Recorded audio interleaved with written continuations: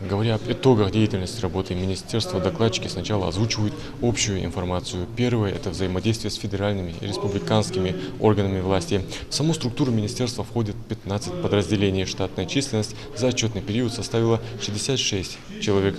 Увеличение штатной численности произошло путем передачи функций Министерства промышленности Республики Ингушетия по осуществлению регионального государственного контроля в области технического состояния эксплуатации самоходных машин и других видов техники.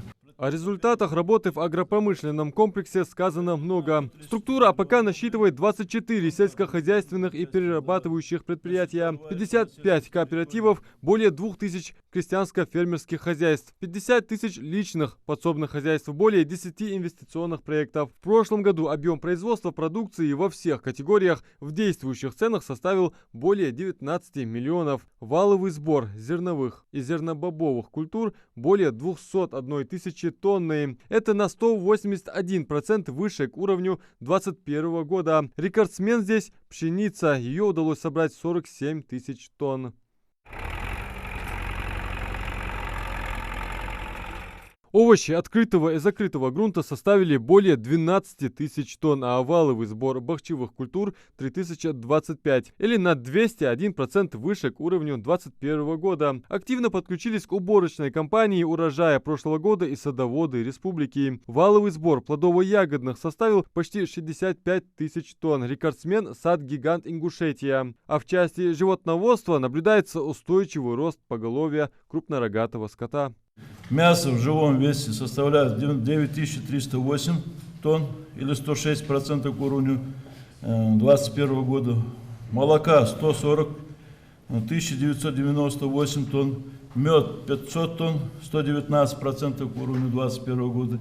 И яйца 23 миллиона 300 тысяч штук, что составляет 112,7% к уровню 2021 года.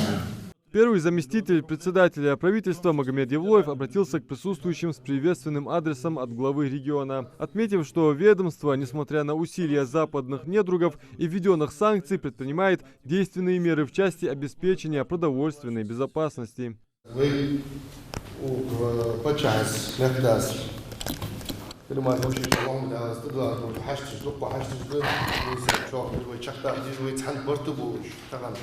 찬스기 와시다 더 샤마르도 라트 세 모고죠 세 와시다 도죠 아 너무 우스돌이시 такан вы борту будешь директор группы фермерские шантлаты яхал на гуске такан мы без техники юацку цахака футбол без вообще техника футбол больше вам уже да сяда да где тасмоски да тысяч мот футбол еще да ху такан дердиге уж идеально далари Бог выйдет муштери, ну цены долларищ, барту болыш, ервей мох бушуан, ервей кам душуан, венчу дика язык булюда бичуп качахат бичу, хам хойс избавить, вей мох ты говоришь, вей барту бол, вей цага бол, вей надолхи. Глава региона Махмуд Али Калиматов уделяет огромное внимание и нашим землякам, задействованных в зоне специальной военной операции. Здесь, конечно, не обошлось бы без ответственного подхода Министерства сельского хозяйства.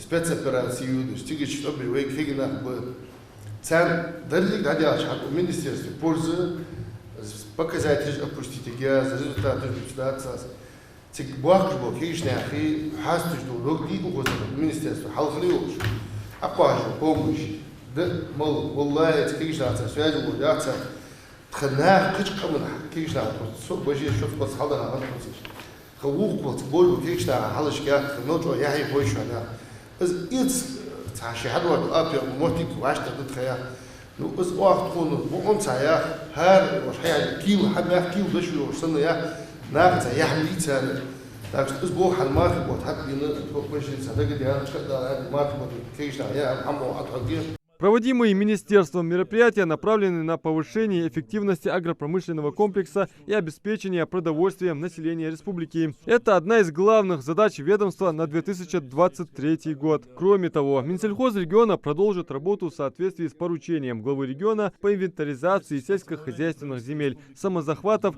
и незаконной передачи их в субаренду. Министерству и подведомственным государственным унитарным предприятиям осуществлять регулярный контроль за выполнением индикаторов и показателей республиканской и государственной программы развития сельского хозяйства и регулирования рынков сельхозпродукции, сырья и продовольствия. В 2023 году стабилизировать работу государственных унитарных предприятий, повысить эффективность их работы, активизировать программы по каждому государственному унитарному предприятию по ликвидации кредиторской и дебиторской задолженности. В работе коллегии приняли участие представители администрации, главы и правительства, депутаты Народного собрания, члены Кабинета министров, сотрудники региональных филиалов Россельхозцентра и Россельхознадзора, руководители государственных унитарных предприятий и подведомственных учреждений Минсельхоза. И все пришли к единому мнению: впереди стратегически важные задачи, которые необходимо решать сообща. Далее коллегия решила на текущий год обеспечить продуктовую безопасность, увеличить земельные площади сельскохозяйственного назначения за счет проведения мелиоративных мероприятий, а также улучшить транспортную инфраструктуру в сельской местности. Впрочем, задач очень много, и 2023 год обещает стать продуктивным для сельского хозяйства региона.